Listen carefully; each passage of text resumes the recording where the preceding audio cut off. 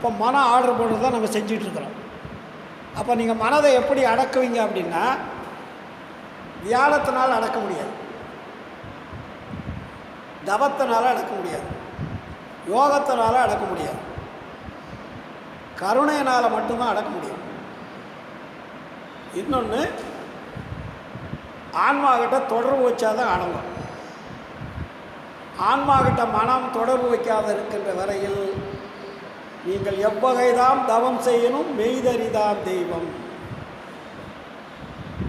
நீங்கள் தனியாக உட்காந்துட்டு கண்ணை மூடிக்கிட்டு இரவு பகலாக தவம் பண்ணிங்கனாலும் வேலையாகாது. உங்களுடைய உணர்வை கொண்டு போய் அங்கே வைக்கணும். உணர்வு தானே. இப்போ மனம் இருக்குது, மனதை கொண்டு போய் நீங்கள் ஆன்மாவில் ஒரு ஒளி எரிகிற மாதிரி, அதுக்கு தானே தெளிவாக எழுதியிருக்காரு. ஆன்மா இருக்குதுன்றது ஒரு யோகம், உங்களுக்கு கண்ணுக்கு தெரியாது, ஆனால் அது இயங்குதுன்னு தெரியுமில்ல. ஆன்மா இல்லைன்னா பாடியே கிடையாது, உடம்பே இயங்காது. ஆன்மா வெளியே போச்சுன்னா செத்த பிணம் தானே நீங்கள். அப்போ அது இருக்கிற வெளியே ஆன்மா என்பது ஒளி என்பது இயங்கி கொண்டு இருக்குதுன்னு புரியுது இல்லை. கண்ணுக்கு தெரியாட்டியும் கூட ஒரு உணர்வு புரியுது இல்லை. ஆன்மா இல்லைன்னா உடம்பு இல்லைன்னு தெரியுது இல்லை. அப்போ அந்த ஆன்மாவை இருக்கிற மாதிரி நீங்கள் அங்கே ஒரு ஜோதி இருக்கிற மாதிரி நினச்சிக்கோங்க, மனதை அங்கே நிறுத்துங்க. சார் இந்த பையனை போடுதுன்னு பார்த்துக்கிட்டே இருந்தீங்கன்னா என்ன, உங்கள் மனது பையன் மேலே தான் போகும். ஒரு காதலியை நினச்சிக்கிட்டே இருங்க, அவள் எங்கே இருந்தாலும் மனசு அங்கே தான் போகும், மனம் மாறாது. ஒரு பொண்ணை காதலிச்சிருங்க, உங்களை விட்டுட்டு போயிட்டாங்க, ஞாபகம் பூரா எங்கே இருக்கான், அந்த பொண்ணு மேலே தான் இருக்கும்.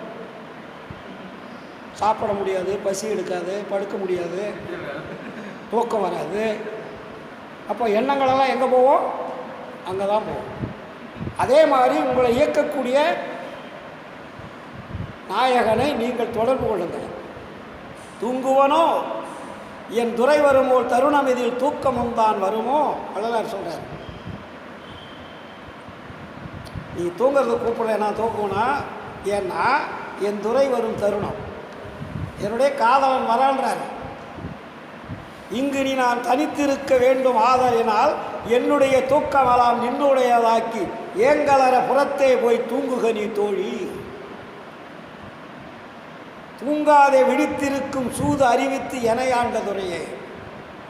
கடவுளை நீங்கள் உண்மையாக நினச்சிட்டிங்கன்னா உங்களுக்கு தூக்கம் வராது சார். தூங்குனீங்கன்னா கடவுளை நினைக்கலன்னு அர்த்தம்.